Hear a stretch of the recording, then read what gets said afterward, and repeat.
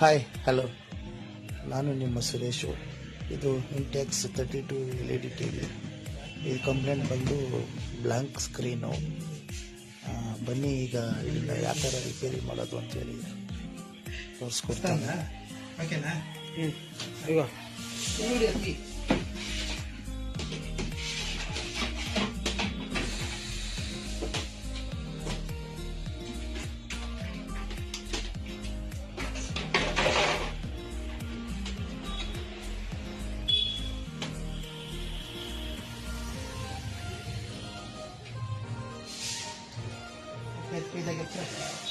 So ಈ Tasu back light okay ಇದೆ ನೋಡಿ. ಬ್ಯಾಕ್ ಲೈಟ್ ಆನ್ ಆಗಿದೆ. ನೋಡು ಮೀಟರ್ ತೋರಿಸುತ್ತೆ.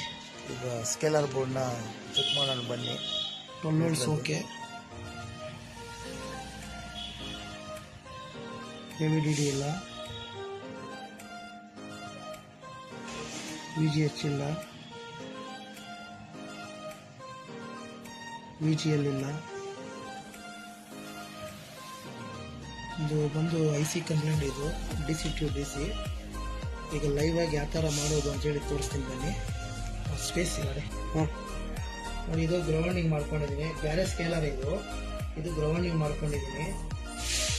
ಅಂದರೆ ಇದು ಬೋಯ್ ಕಂಪ್ನಿ ಇದೆ ನೋಡಿ. ಇದು ಗ್ರೌಂಡಿಂಗು, ಇದು ಪ್ಲಸ್ ಕೊಟ್ಟಿದ್ದೀನಿ ನೋಡಿ. ಇದು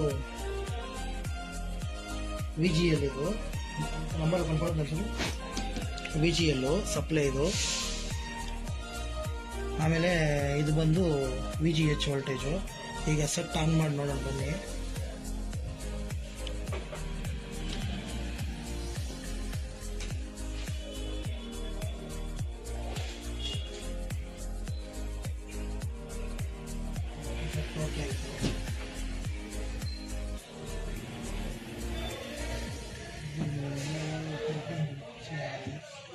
HDMI ఆన్ చేసుకో. ఆ స్పేస్ లో పెట్టు. మొన్న నా చేయి దగ్గర మీ కుర్రాడు ఫ్రెండ్స్ తో గూటికి ఆడుతూ చేయి అంతా గూటేశాడు. దీనికి ఏం చెప్తావు? ఇటు రా చెప్తా. ఎకరం 3 లక్షలు, ఇప్పుడు 33 లక్షలు.